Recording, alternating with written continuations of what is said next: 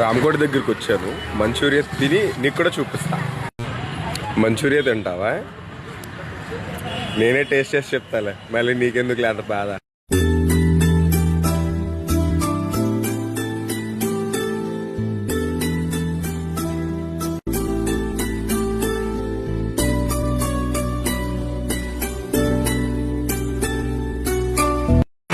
Manchuria వేస్తాం, ఉతప్పం వేస్తాం.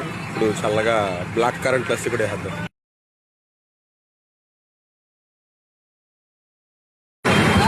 ఇది అయిపోతే శుభ్రంగా బిర్యానీ తీసుకుని ఇంటికి వెళ్ళిపోవచ్చు.